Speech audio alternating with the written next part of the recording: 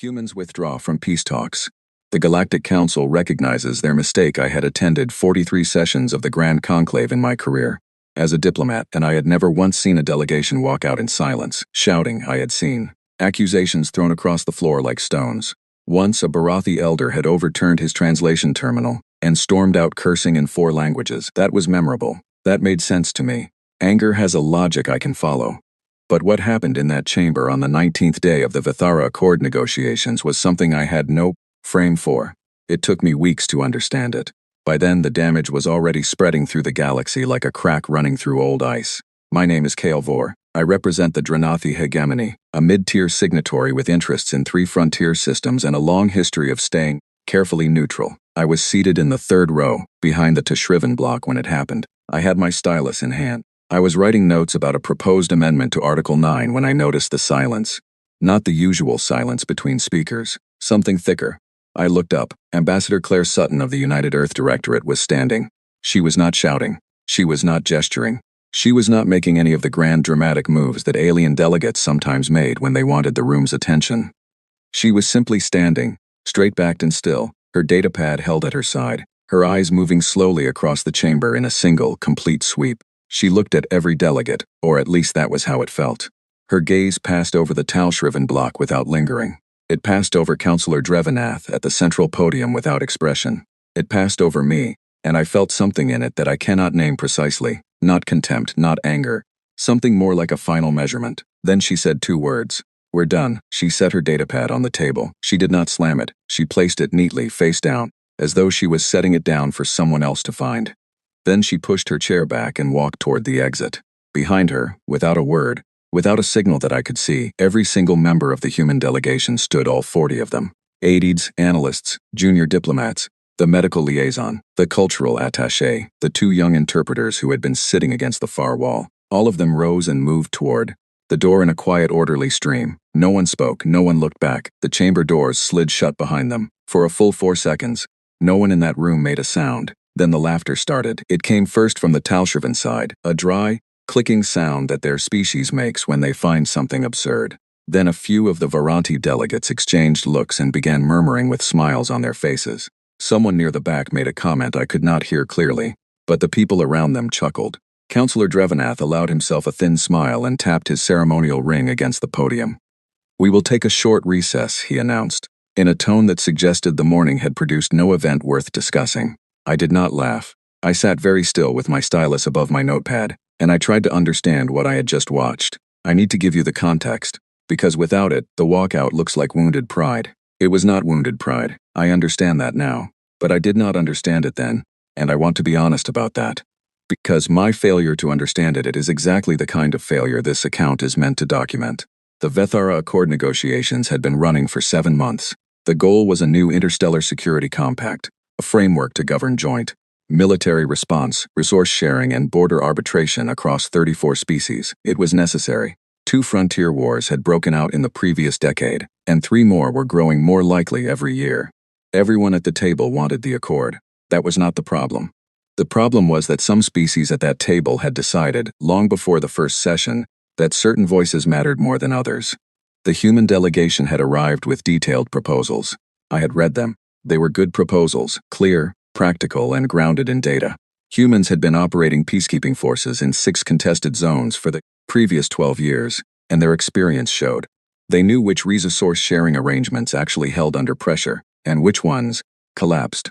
They knew which border arbitration models led to long-term stability. Their proposals were not brilliant in the way that ancient civilizations sometimes produce brilliant ideas. They were better than that. They were practical. They had been tested. The Tashrivan dismissed them without debate on the 2nd day, citing procedural insufficiency, a rule that required proposals to be co-sponsored by 2 senior bloc members before they could be formally discussed. The humans had not known this rule existed. It was not written in any of the pre-session materials. When Ambassador Sutton raised this, the Council's administrative officer confirmed that the rule was indeed part of the Conclave's internal governance code and had been for some time. She accepted it without argument and spent the next 6 days finding co-sponsors among smaller delegations. The Talshrivan then introduced a new amendment that quietly raised the minimum co-sponsorship requirement from 2 senior members to 4. I watched Sutton receive this news. She was sitting across the aisle from me. Her face did not change.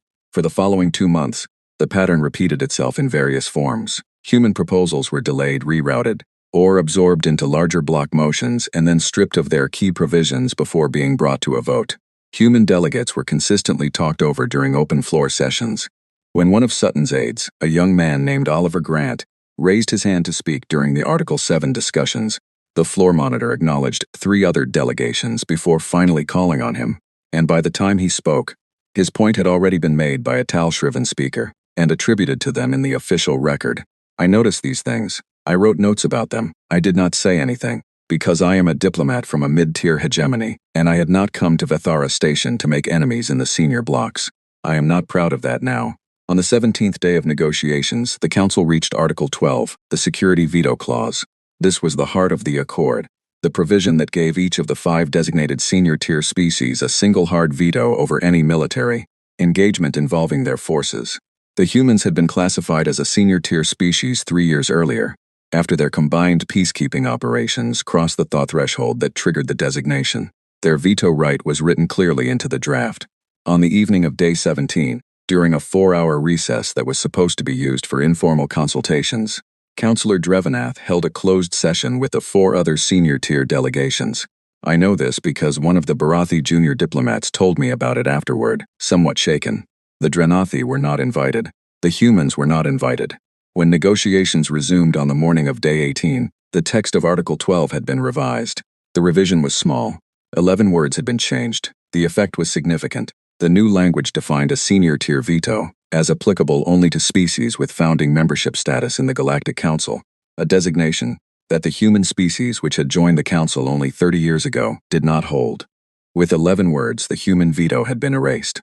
The change was embedded in a 40-page revision document that was distributed to all delegations during a busy floor session covering Articles 14 through 19. It was, I think, intended to go unnoticed until after the accord was signed. On Day 19, I watched Sutton read through her materials during the morning session. She read steadily. She did not react. She continued reading through the lunch recess while her staff ate around her. When the afternoon session began, she sat quietly through 2 hours of discussion on Article 16. I noticed she had not made any notes. Her stylus sat unused beside her datapad. At precisely the 3rd hour of the afternoon session, during a brief pause between speakers, she stood up. You already know what happened next. What I keep returning to, in all the days that followed, is this. She said 2 words, and placed her datapad on the table and walked out, and behind her 40 people stood up without being asked. No signal, no warning look, no gesture. They had prepared for this. They had known this was coming. For how long? A day? A week? The entire 7 months?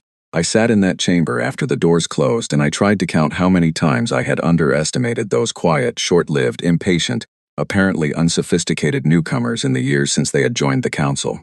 I lost count before I reached double digits. The session resumed. Drevenath guided us through the afternoon agenda with smooth efficiency. The mood was almost festive in some corners. Without the humans, certain procedural bottlenecks simply disappeared. The Talshriven moved faster. Votes that had been stalled for weeks were suddenly uncomplicated. I voted on 3 items that afternoon.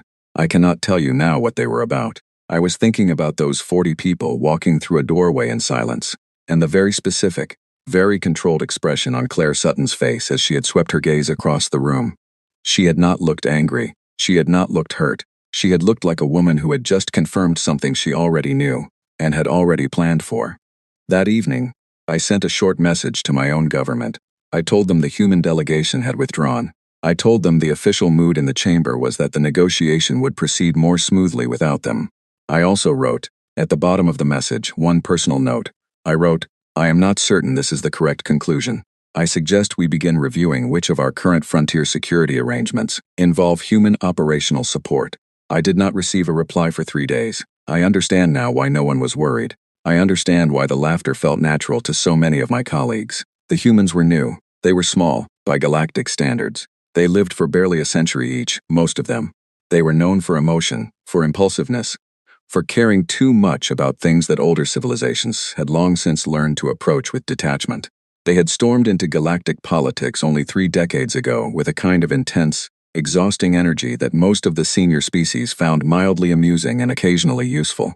What we had never done What I am not sure any of us had ever done was sit down and make an honest list of what they had built while we were busy, being amused by them. That list would have changed the tone in that chamber considerably. But we did not know about the list yet. We would learn about it soon, and not in a way any of us had chosen. The doors of the conclave hall were sealed for the evening. The stars outside Vithara station turned slowly in the dark. Somewhere in another part of the station, I imagined, 40 humans were packing their bags and filing their departure notices, and doing it all with the same quiet efficiency they had brought to everything else. I poured myself a drink and stared at my notes and tried very hard to shake the feeling that we had just made a terrible mistake. I could not shake it.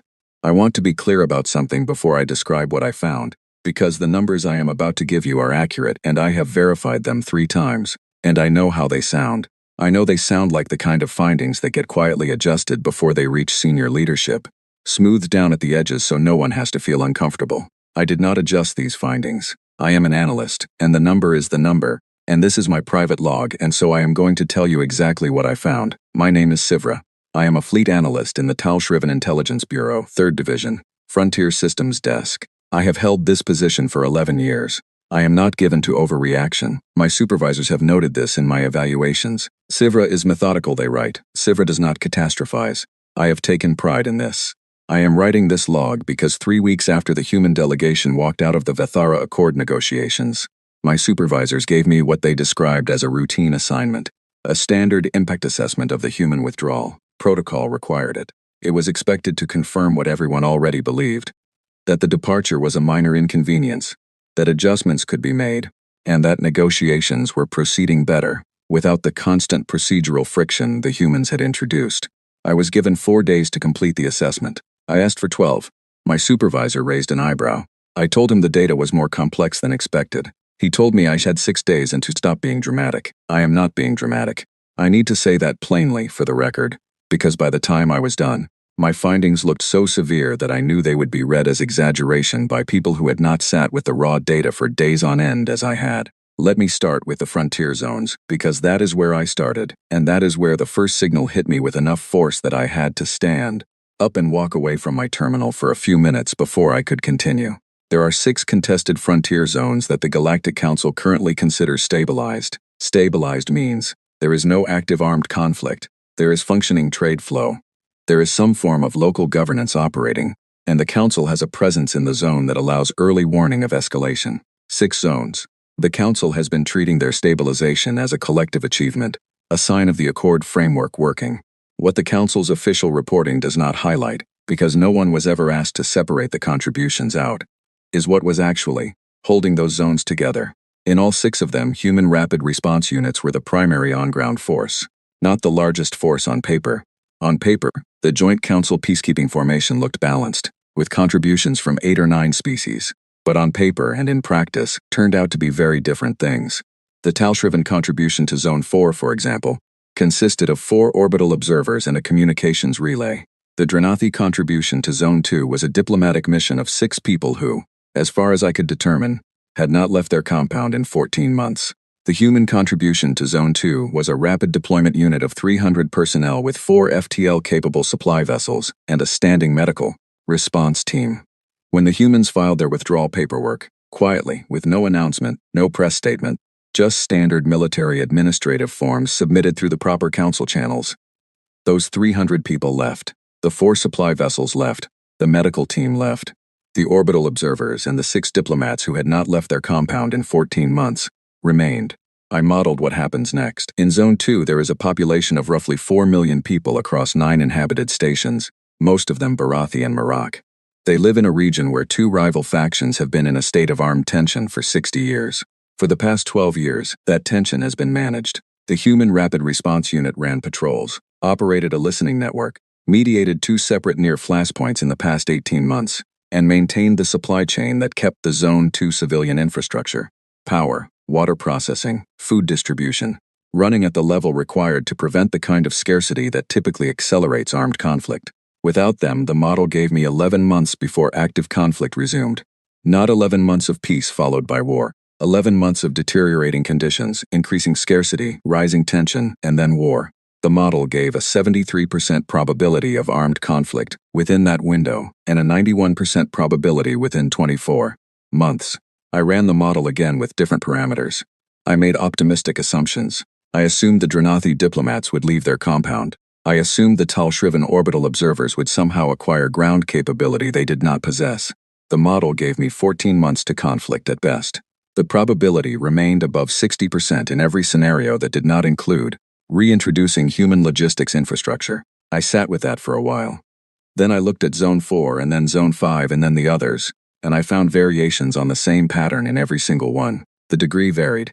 Zone 6 was slightly less dependent on human presence, though still significantly so, but the direction was the same. Everywhere I looked, the Council's peacekeeping presence turned out to have a load-bearing structure that was not labeled as such on any official document, and that load-bearing structure had just quietly removed itself.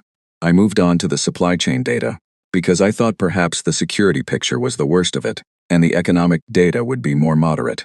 It was not more moderate.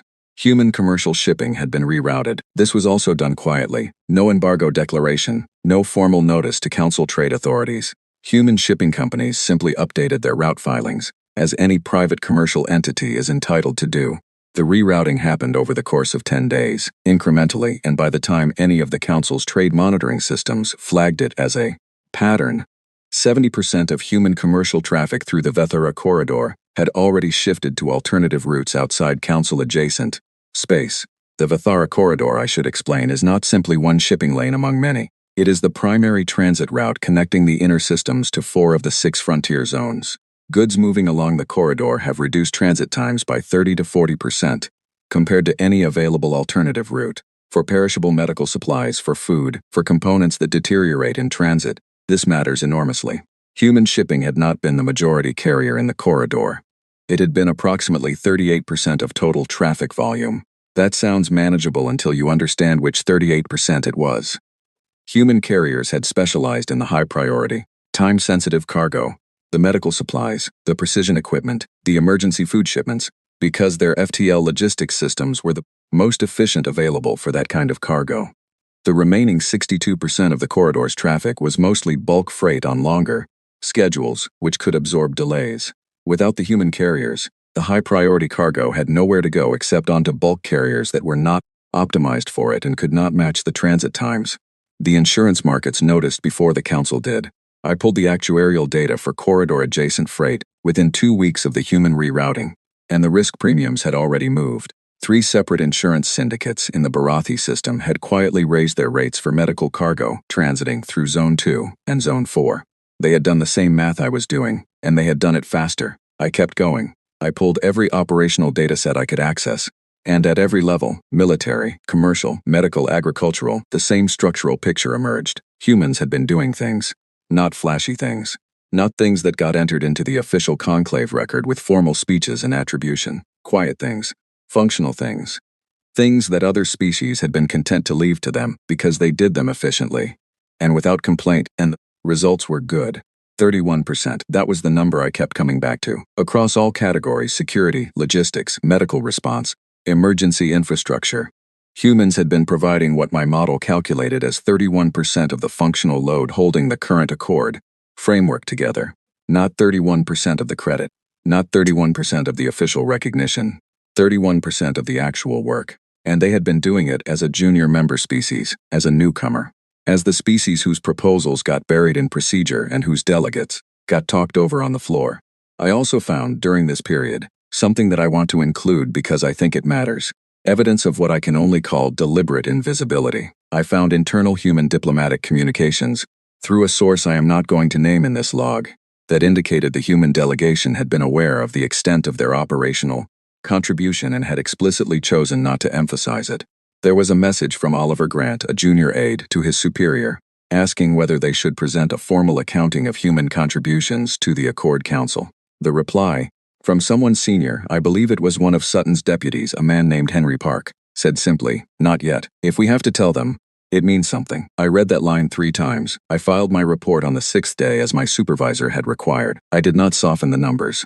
I submitted the full dataset, the full model, all 6 frontier zone projections, the shipping data, the insurance actuarial movements, and the 31% figure with its methodology attached. My report was 47 pages long. My summary was 2 pages. The summary said, In plain language, that the human withdrawal had exposed a structural dependency that the Council had not previously acknowledged, and that the consequences of continued absence would be severe and would manifest within weeks in the frontier zones.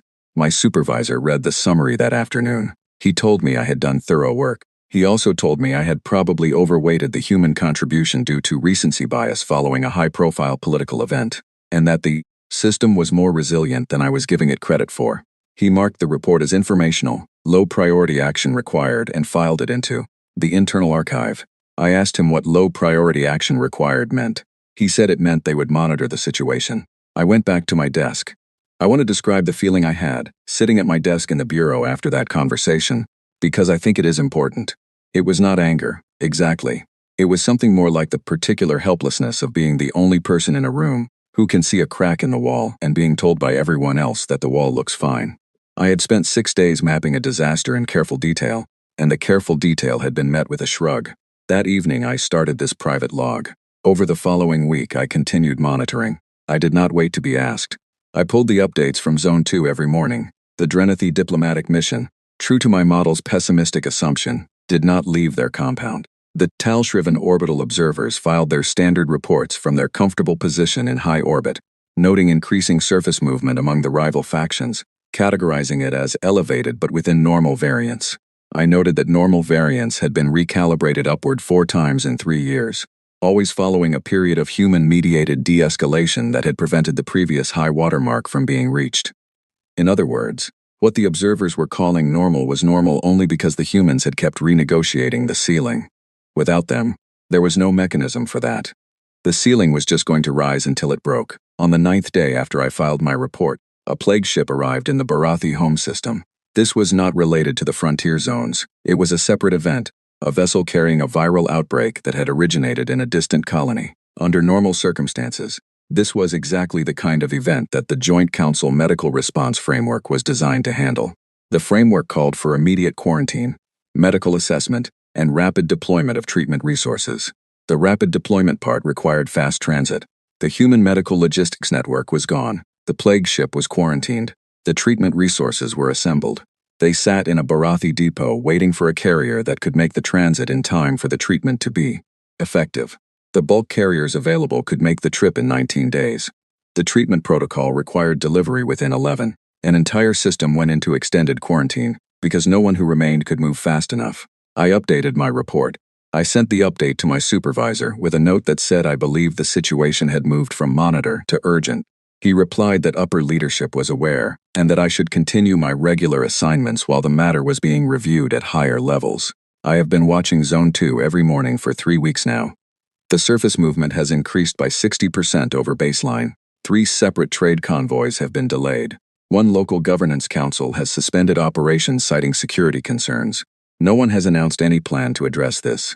I have begun to wonder if our leadership genuinely does not understand what is happening, or if they understand and cannot figure out how to respond without admitting that they were wrong to remove the humans from the table, and that the second problem is too large to get past. I think about Oliver Grant's message. If we have to tell them, it means something. They did not have to tell us. They just left, and the weight fell, and now the floor is cracking, and somewhere out there, those 40 people are sitting in whatever passes for a comfortable room on their home station, and they are watching the same data I am watching, and they already knew this was coming, and they prepared for it, and they are waiting. I keep thinking about that. I keep thinking about what it means that they prepared. My supervisor told me I was overweighting their contribution due to recency bias. I have looked at the data every day for 3 weeks, and I have tried to find where he might be right. I have tried to find the error in my methodology. I have run the model with reduced parameters, with alternative assumptions. With every correction I can think of, the number keeps coming back the same. 31%. They were carrying 31% of the weight of the piece, and none of us ever thanked them for it, and now it is gone.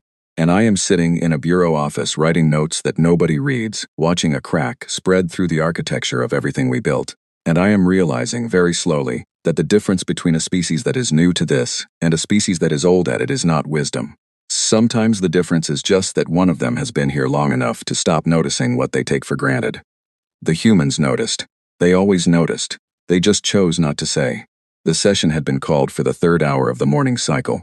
which meant every delegate on Vithara Station had been woken before their biological rest was complete.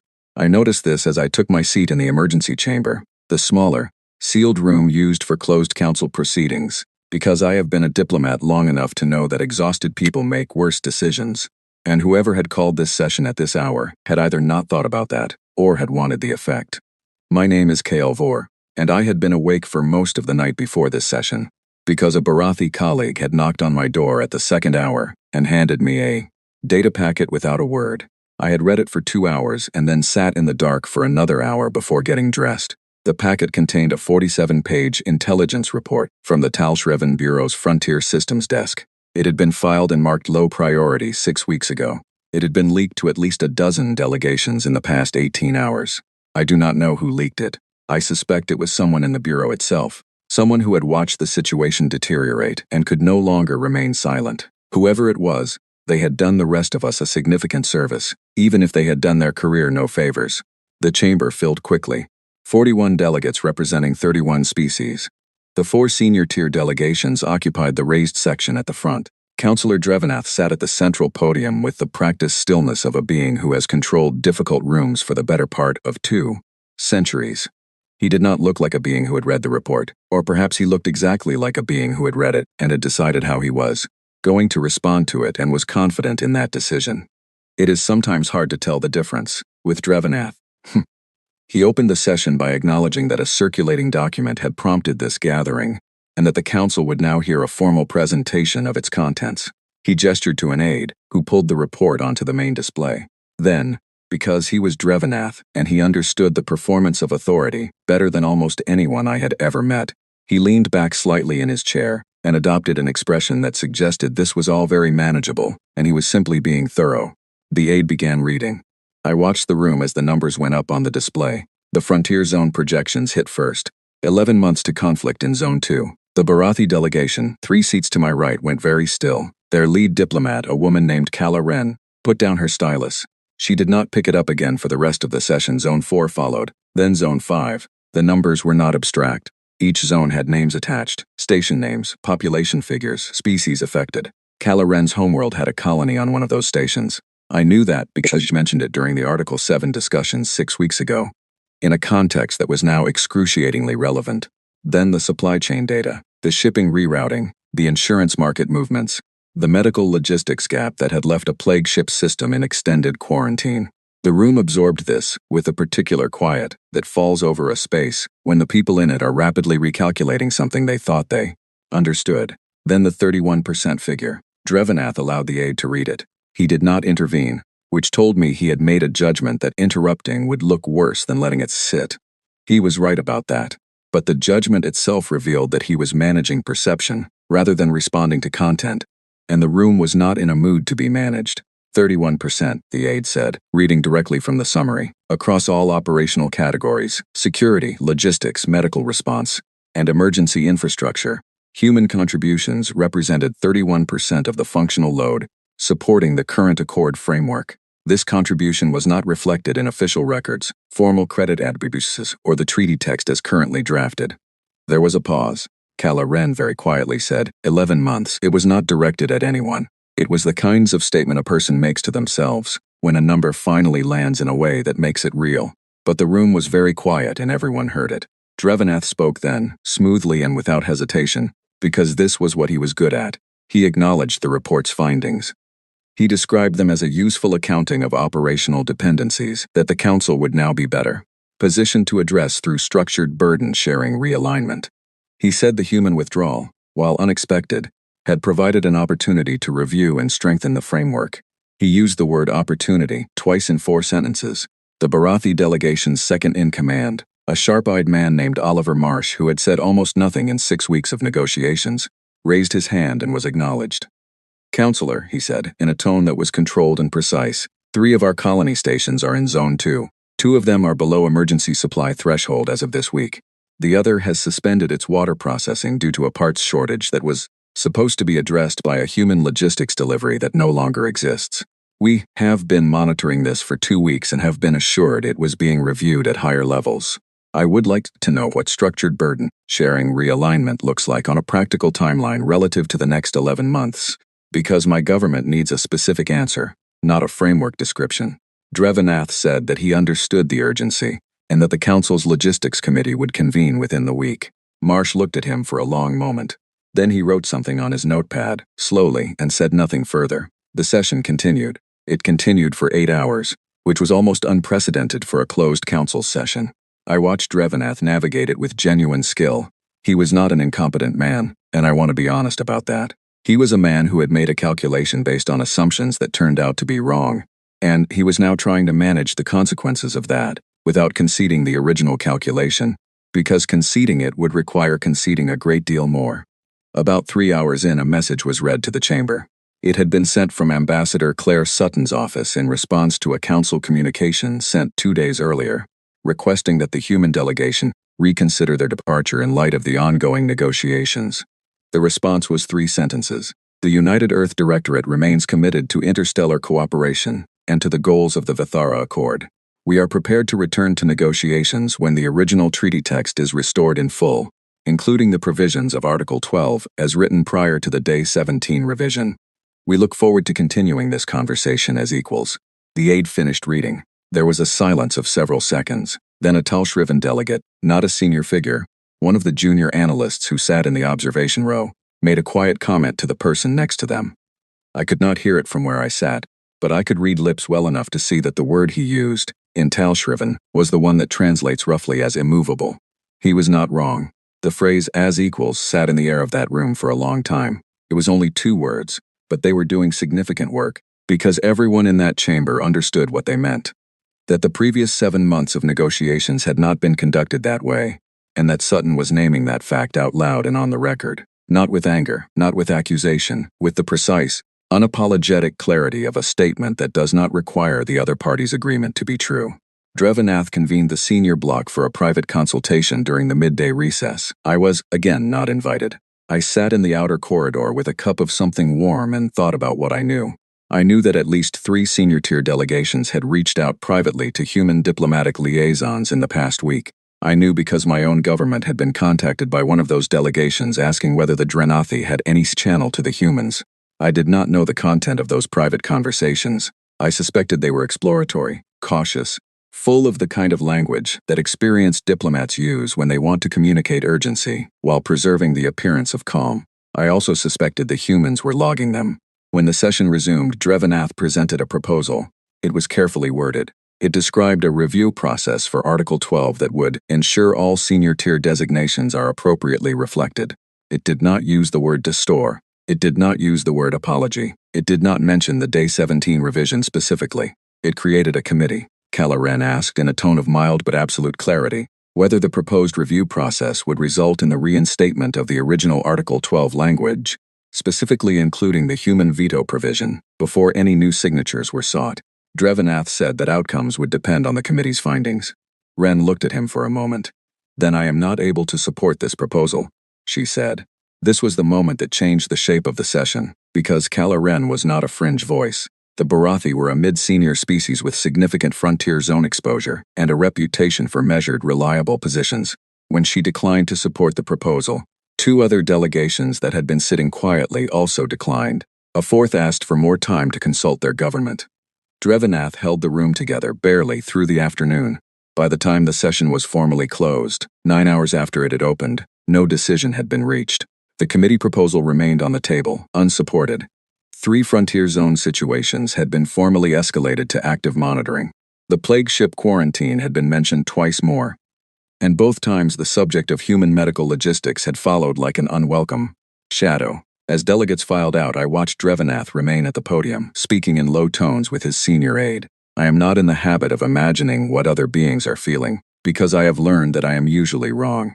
But I had known Drevanath for 20 years, and in those 20 years I had never seen him look the way he looked in that moment.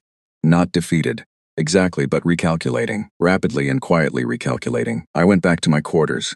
I pulled up my notes from Day 19, the day of the walkout. I read them again. Then I wrote one more entry. The session today lasted 8 hours and ended without resolution. Drevanath created a committee. Wren rejected it. 3 zones escalated. The humans sent 3 sentences and they were enough. I think we spent today discovering that the most difficult thing about this situation is not the logistics problems, and not the frontier zone deterioration, and not even the plague ship. The most difficult thing is that the humans are right, and we all know they are right, and the path back to stability requires someone to say so on the record. I closed my notes. Through the observation window, Vethara Station turned against the dark, and the stars were steady and indifferent, and somewhere between here and Earth, 31% of the weight was still sitting unclaimed on the floor of a galaxy that had convinced itself it could manage without it. My grandfather kept a framed piece of paper on the wall of his kitchen in Bristol. It was old, water-stained at one corner, and the print was faded enough that you had to stand close to read it. It was a quote from a labor organizer who had lived and died long before space travel was anything more than science fiction. The quote said, "You do not negotiate with a man who has not yet understood what he needs from you. You wait. And while you wait, you make sure you are indispensable." I thought about that quote a lot during the 8 weeks we were away from Vethara Station. My name is Claire Sutton. I am the Ambassador at Large for the United Earth Directorate, and I have been a diplomat for 22 years. And I want to tell you what actually happened, because the version that will eventually be written into the official records will be accurate in its facts and incomplete in its understanding. And I think the understanding matters. When I stood up in that chamber on day 19 and said, "We're done," it was not an impulse. It was the conclusion of a plan that had been in motion for 4 months. And the plan had not been mine alone. It had been built by a team of people who deserve to be named and who will not be named widely enough. So I am going to name them here. Henry Park, my deputy, who had spent 3 months mapping every operational contribution the human presence made, the Accord framework, and who had done it without being asked, because he saw the same thing I saw and started preparing without being told. Laura Simmons, our logistics analyst, who built the withdrawal timeline so that every human operational unit could be extracted cleanly and on schedule without disrupting any active life-saving operation in progress at the moment we left, because we were not going to let anyone die just to make a point. Oliver Grant, our youngest aide, who had been talked over on the floor of the conclave 11 times in 7 months and had never once shown it on his face, and who had quietly documented every single instance in a running log that formed part of the evidentiary record we kept, and a dozen others. Engineers, medical liaisons, military coordinators, cultural attachés, people who had spent months doing their work with full knowledge that it might end with a deliberate, planned withdrawal, and who had kept doing it at the same level of quality throughout, because that is what professionals do. We had called it, internally, Option 12. It was named for the article that started everything, though in truth the Day 17 revision had not been the beginning. It had been the confirmation. The pattern had been visible from the first weeks of the session. The procedural barriers, the sponsorship rules that materialized and then shifted, the floor scheduling that consistently placed our speakers last or passed over them entirely. These were not accidents. They were a structure, and the structure was designed to ensure that even if humanity was physically present at the table, it would have no meaningful voice in the outcome. I want to be honest about what I felt during those 7 months, because I think people sometimes expect that what I felt was anger, and anger is the wrong word. Anger is a response to something unexpected, and I had not been surprised. I had been watching this dynamic build for the 3 years since humanity's senior tier designation had come through, watching the way certain established species reacted to the idea that a young civilization, young by their standards, which meant an eye blink, had been given the same formal standing they held. I had seen it before in smaller contexts, in regional council chambers, in bilateral negotiations. The resistance to newcomers is not unique to any one species or any one civilization. It is almost universal. The form it takes varies. The instinct behind it is the same. What I felt was not anger. What I felt was the quiet, patient certainty of someone who has seen this particular play run before and knows how it ends if you let it run on its terms. And I had decided, with my team, that we were not going to let it run on its terms. Option 12 had 4 conditions for activation. First, that a good faith effort to participate had been made and demonstrably exhausted. We had spent 7 months in that chamber making proposals, seeking co-sponsors, following every procedure, adapting to every new rule they introduced. The record was thorough. Second, that our operational contributions had been fully documented in a format that could be verified independently, so that our withdrawal would speak for itself and not require us to make arguments. Henry and Laura had finished that documentation 6 weeks before we left. Third, that no active crisis was underway, that our withdrawal would worsen in a way that could not be managed, a condition we took seriously enough to delay the plan by 3 weeks when a supply emergency in Zone 4 required our logistics team to stay through a critical window. We were not going to leave people in danger to make a point. Fourth, that the trigger event was unambiguous, a moment that was clearly documented, clearly deliberate on their part, and clearly a line. The Day 17 revision was the fourth condition. When I found the change in Article 12 during the morning session on Day 19, I read it 3 times. Then I read the surrounding language. Then I looked at the timestamp on the revision document against the session schedule to confirm when the change had been made. It had been made during the recess, the 4 hours when the senior block had held a meeting to which we had not been invited. I looked across the chamber at Drevanath. He was speaking to a colleague with the easy assurance of a man who has resolved a problem neatly. He had not told us. He had not even tried to brief us on the change. He had simply embedded it in a 40-page document and distributed it during a busy session and expected that either we would not notice, or that by the time we did, the momentum toward final signing would make it too late to object effectively. I sat through the afternoon session. I did not speak. I did not react. I needed to confirm one thing, which was that none of my team was going to react before I did, that they would read their copies of the revision document and hold still until I moved. I had prepared them for this. They held. At the end of the 3rd hour, I stood up.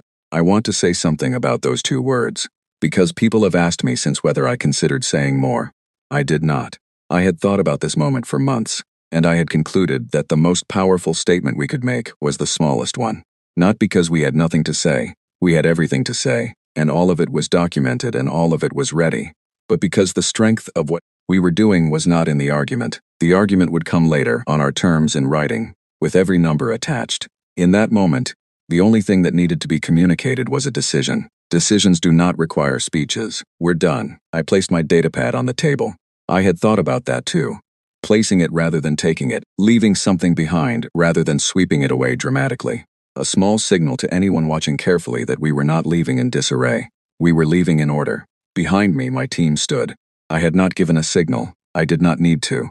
We had talked about this moment. We had agreed on what it would feel like and what we would do. They knew. We walked out. I did not look back. I could hear the murmuring starting behind us, and then, as the doors closed, the first sounds of laughter. I had expected the laughter. I had told Henry it would happen. He had asked how I felt about it. I told him it was fine. I told him that people laugh at things they don't understand, and that the laughter was evidence we had done it right, because if they had understood what we were doing, they would not have been laughing. The 8 weeks that followed were not easy. I want to be clear about that, because I think there is a temptation to describe this period as a comfortable wait, as though we simply sat back and watched events unfold. We did not. Those 8 weeks were an enormous amount of work. We maintained all our operational responsibilities. Every human peacekeeping unit, every logistics team, every medical responder continued doing their jobs in the regions where their contracts ran directly through Earth systems rather than the Council. Joint structure. We did not abandon the people who depended on us. What we withdrew was our participation in the joint framework, the Council's credit for our work, the shared command structure, the unified reporting chain. Our people stayed. The Council's claim on them left. We documented everything. Every communication from Council delegates seeking back-channel conversations was logged. The 3 private outreach attempts from senior-tier delegations were particularly carefully recorded. Henry was very specific about this, not because we planned to use them as leverage in a punitive sense, but because the record needed to be complete. History needed to know what had happened, and in what order. I received Drevanath's private communication on the 31st day. He had found a channel through a neutral third party, rather than going through official routes, which told me he wanted the conversation off the record. I read his message carefully. It was well written. It was the work of a skilled diplomat who wanted something without appearing to want it. He described his concern for the Accord's progress. He expressed his hope that a path forward could be found. He did not mention Article 12. He did not mention the Day 17 revision. He said he valued humanity's significant contribution to galactic stability. I wrote him back the same day. My reply was also carefully written. I thanked him for reaching out. I said we shared his commitment to the Accord's goals. I said that the United Earth Directorate was prepared to return to the table when the conditions were right. I listed the conditions. They were the same conditions I had sent through official channels. The 3 sentences that had been read to the full chamber. He replied the following day. He suggested that perhaps the Article 12 language was a matter that could be revisited in committee. I replied, the original language should be restored before the committee convenes, not by the committee. These are different processes with different outcomes, and the distinction matters to us. He did not reply for 4 days. When he did, his message was shorter. He said he was working to build consensus within the Council. I said I appreciated that, and that we would be ready to return when the consensus was reached. During this period, Laura kept me updated on the Frontier Zone data. I did not enjoy reading it. The deterioration in Zone 2 was exactly what our models had projected, and knowing your model was correct is not a satisfying feeling when real people are dealing with real consequences. The plague ship situation was the hardest to read about. Laura flagged it for me on the day the quarantine was extended, and I sat with it for a long time before responding. Oliver asked me once, during week 5, whether we were being too hard. He was sitting across from me in the Geneva Orbital Conference Room, and he had a datapad with the Zone 2 numbers on it, and he said it carefully, because he is a careful person, but he meant it as a real question. I told him I understood why he was asking. I told him I had asked myself the same question, probably every other day for the past 5 weeks. Then I told him the thing I had been working out for myself during those 5 weeks, which is this. If we accepted soft terms, a committee review, a vague commitment to revisit the language, a return to the table without clear restoration of what was taken, we would be back in the same position within a year, not necessarily with us but with someone. The council had a pattern. They had used the same procedural tools on at least 2 other junior designated species in the past decade. One of those species was now functionally marginalized, their proposals never reaching a vote. The other had left the council entirely. Neither outcome was acceptable to us, and more importantly, neither was acceptable for what the accord was supposed to mean. This was not just about us, it was about what kind of institution the Galactic Council was going to be.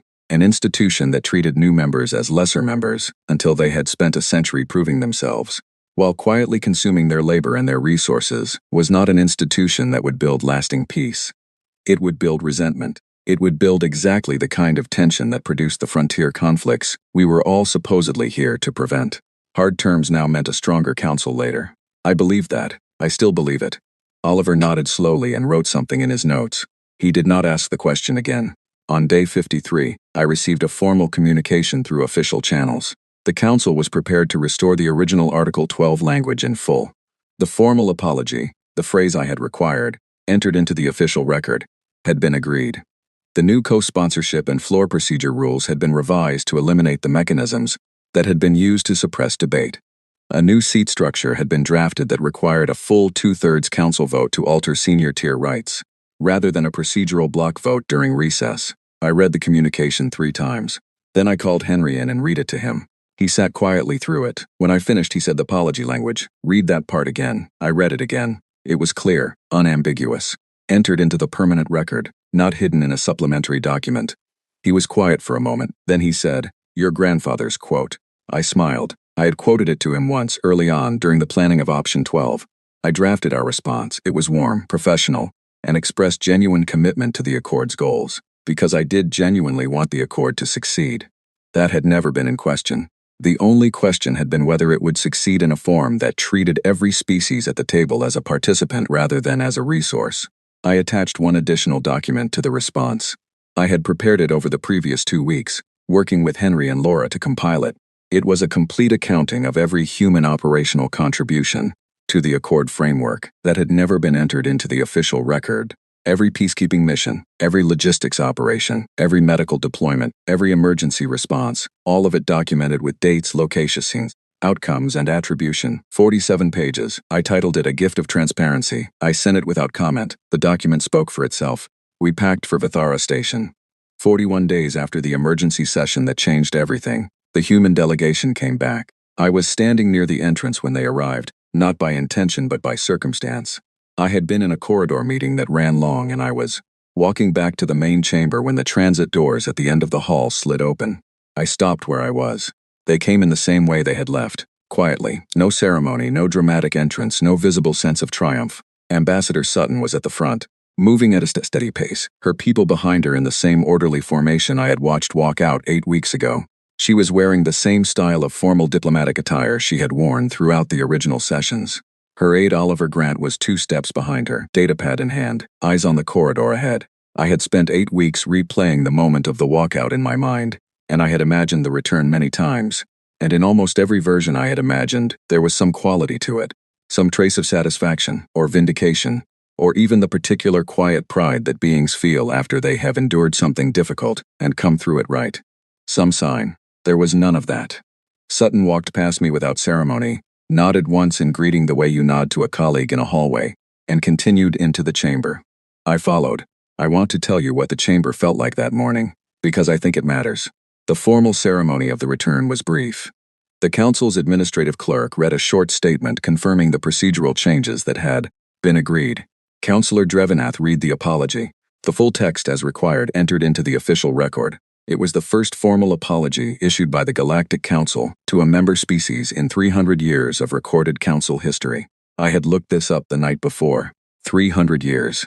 The last one had been issued over a border dispute that had taken 8 years to resolve. This one had taken 8 weeks. Drevenath read it with the controlled expression of a being performing an extremely difficult task with impeccable professionalism. He did not sound broken by it. He sounded like a skilled diplomat doing the right thing at a significant personal and institutional cost. And I found that I respected that. In the way you can respect someone's conduct even when you believe they made the error that made the conduct necessary. When he finished, the chamber was quiet for a moment. Then Sutton said from her seat, "Thank you, Counselor. We're glad to be back." And she opened her datapad, and the session began. I watched the room through that first morning session, and what I saw was different from every session I had observed in 7 months of negotiations before the walkout. The difference was not dramatic. It was not visible in any single gesture or statement. It was in the quality of the attention. The smaller delegations listened differently. The Barathi sat straighter. Kala Ren in particular, who had spoken those 2 words 11 months in the emergency session, sat with a focused alertness that had not been present in earlier weeks. The representatives from the Mirek systems, who had been largely quiet throughout, were now actively taking notes during every floor discussion. The delegation from the Veth Collective, who had arrived at the negotiations as junior observers and had barely spoken in 7 months, raised their hand during an open floor discussion and made a point. The floor monitor called on them within 2 speakers. Their point was acknowledged. These were small things, but they were not nothing. On the Talshriven side, the energy was different in a different way. Not hostile. Sutton's return had been accepted as the outcome and the senior block was moving forward, with professional composure, but subdued. The easy confidence that had characterized their sessions, the fluid procedural maneuvering, the small moments of what I can only describe as social comfort that powerful delegations display when they feel secure in their position. Those were quieter now, not absent, quieter. I found myself watching a specific Talshriven junior analyst, one who had made the comment that I had lip-read during the emergency session, the one I had translated as immovable. He sat with his notes in his lap and paid close attention to every development without any visible expression. Once, during a recess, I saw him reading something on his personal device with unusual concentration. From the angle, it looked like it might have been the document Sutton had attached to her acceptance communication. The 47-page accounting, the one she had titled, "A Gift of Transparency." The document had been entered into the Council's public record as a supplementary exhibit. It was available to everyone. I had read it in full the night before the session. I had sat with my tea and read it from the first page to the last, and by the end I had a feeling that I can only describe as the sensation of seeing a familiar room from a new angle. Not a different room, the same room, but suddenly understanding which walls were structural and which were decorative. The document was not accusatory.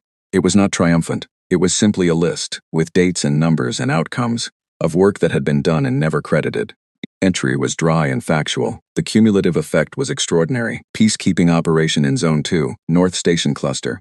Cycle 14 through 22, Human Rapid Deployment Unit, 340 personnel, 2 active de-escalations, 0 civilian casualties. Medical interventions totaling 4,012 cases. Supply deliveries totaling 1,200 metric loads of essential goods. Official Council record for the same period. Joint peacekeeping presence maintained, entry after entry, 47 pages.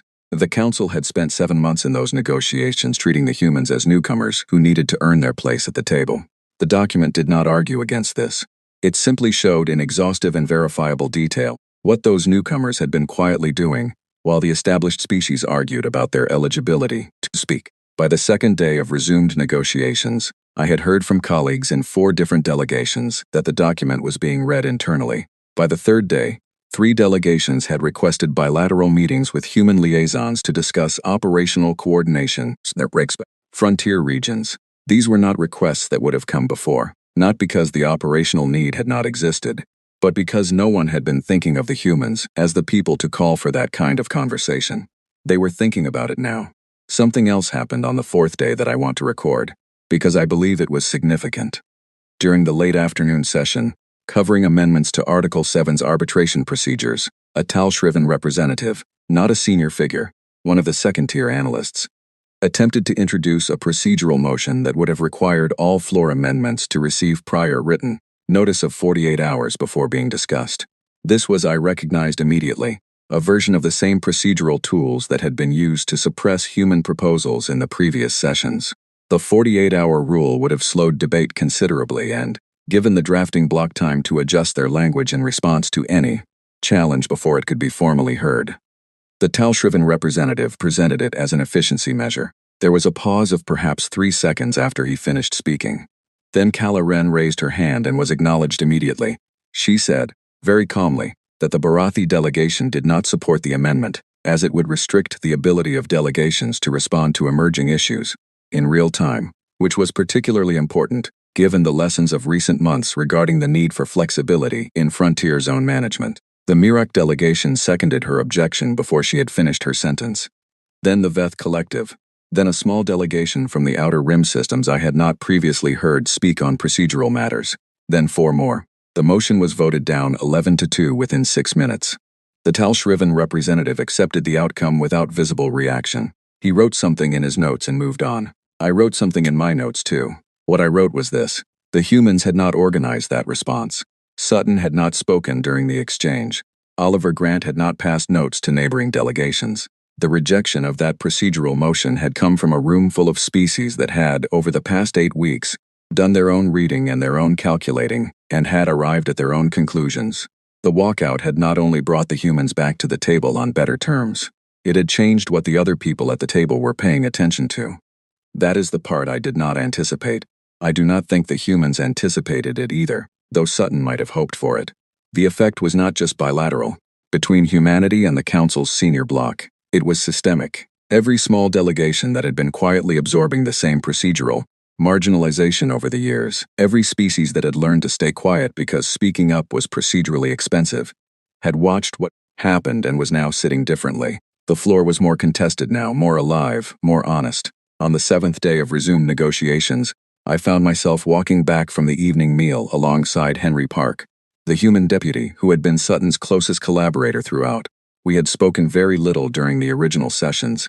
I had been cautious about association, which I am not proud of, but the restored atmosphere made certain conversations feel more natural. I told him I had read the transparency document in full. He said he was glad, and asked if I had any questions about the methodology. I said the methodology was clear. I said I was more interested in the decision to produce it. I asked him when it had been started. He said, about 4 months before we left. Once we knew we were going to leave, we wanted to make sure the record was complete. I thought about that. You knew 4 months before. We suspected earlier than that, he said. The co-sponsorship rule was the first real signal. After that, we started preparing. I asked him whether it had been difficult, during those months, to continue doing the work at full capacity when they already knew they were planning to leave. He considered this for a moment. It would have been difficult to do it any other way, he said. The work mattered. The people in those zones were real. We were not going to do less because we were angry at the people getting credit for it. I did not know what to say to that, so I said nothing for a moment. Then I asked him whether it had been satisfying. When they came back and the apology was read, he shook his head slightly. Not satisfying, he said. More like, correct. Satisfying is what you feel when you win something. This was not about winning. It was about fixing something that was broken, and it got fixed, and now we have a lot of work to do. He paused. Satisfying would have been not needing to do any of this in the first place. I thought about that for the rest of the evening. On the last day of the negotiations, 31 days after the human delegation returned, the Vithara Accord was signed, all 34 species. The signing ceremony was recorded and transmitted to every inhabited system in the known galaxy. The ceremony lasted 2 hours and ended with something that had not been planned into the formal protocol, a sustained, collective acknowledgement from the chamber floor, not quite applause in any species' cultural form but its equivalent, a sustained layered sound that meant the same thing in 40 different emotional registers. Sutton accepted it without standing. She remained seated, nodded once to the room, and returned to her documents. I watched her do this and I thought about my first note, the one I had written on the night of the walkout 7 months ago. I am not certain this is the correct conclusion. I thought about how long it had taken the rest of us to catch up to the certainty she had already reached. That evening, I started writing the account you are reading now. I am writing it for my successor, whoever eventually inherits my seat at the Drenathi table, because I think the lesson of Vithara is the kind of lesson that does not transfer through official records. The official records will say that the accord was signed, that an apology was issued, that procedural reforms were implemented. All of that is true. None of it is the lesson. The lesson is harder to write down. I have been attempting it for several hours now, and I keep arriving at the same place. For most of my career, I believe that experience was the primary currency of diplomatic power. The older you are, the longer your civilization has existed, the more history you carry, the more authority you hold. This belief was not stupid. It has a great deal of truth in it. Experience matters. History matters. There is real wisdom in longevity. But I had confused longevity with awareness. I had assumed that old civilizations, by virtue of their age, had stopped making a particular kind of error. The error of forgetting to look at what they take for granted. Humanity was young. They lived short lives, by our standards, and felt everything with an intensity that older species found exhausting and often naive. They arrived at the table with a fire that we had long since banked into careful embers. We mistook the fire for immaturity. We mistook their intensity for instability. We mistook their willingness to do unglamorous work without complaint for an inability to negotiate from strength. The most patient thing I ever watched was Claire Sutton sitting through 7 months of deliberate marginalization without showing a single crack, while her team quietly mapped every load-bearing wall in the architecture of peace and prepared, with methodical care, to demonstrate what those walls were holding. She did not wait because she was weak. She waited because she understood that premature force is less effective than perfectly timed precision. She waited because she knew that the argument was only as powerful as the moment in which it was made, and that the right moment required the right conditions, and that the conditions had to be built, not found.